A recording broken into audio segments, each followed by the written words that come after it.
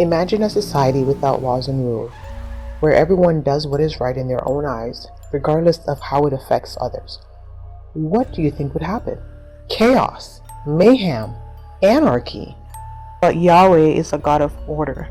He establishes the physical principles that govern the world and the biblical laws that guides our relationship with Him and others, which will ultimately determine our destiny. The Ten Commandments, the Law of Moses are all familiar terms when you hear about the law. This law is otherwise called the Torah, which are the set of 613 rules and regulations found in the first 5 books of the Bible. God gave Moses these laws to govern ethical and moral conduct, religious practices, social relationships, civil and criminal matters. It is the Torah which shares the story of God's creation of humanity and their rebellion. In establishing His law with man, God chooses Abraham and promises to bless all nations through his family, Israel. When Israel became enslaved, God rescues them and makes a covenant. The 613 laws are basically the terms of this agreement. This was the first official law God made for man. But what is the purpose of the law?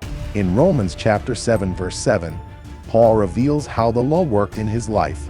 Well then, am I suggesting that the law of God is sinful? Of course not.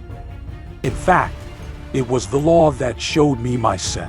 The definition of sin is the transgression of God's law. 1 John 3 verse 4 reads, Whosoever committeth sin transgresseth also the law, for sin is the transgression of the law. So, without the law, sin cannot exist. We all sin, but when we do, we have an advocate with the Father, Jesus Christ, the righteous ones. Jesus did not come to abolish the law, but to perfect it, saying in Matthew chapter 5, verses 17 to 20, Do not think that I have come to abolish the law or the prophets. I have not come to abolish them, but to fulfill them. Here the Greek word for fulfill is plerou, which means to make full, to fill up, to render full, or to complete. The common misunderstanding is that by Christ fulfilling the law, there is no longer need to observe it. But fulfill does not always mean to nullify or abrogate. So how did Christ complete the law and perfect it? Isaiah chapter 42 verse 21 reveals, The Lord is well pleased for His righteousness' sake. He will exalt the law and make it honorable. Our Savior magnified the law by showing its spiritual intent, scope, and application. For example, He expands the scope of sin from outright murder to include intense anger, and adultery extends to lusting in the mind. Christ met the law's requirements by obeying it perfectly. The problem with the Israelites was with their heart, as their thoughts and actions were not aligned with God's laws. Their hearts were hardened and their relationship with God was strained because of their disobedience.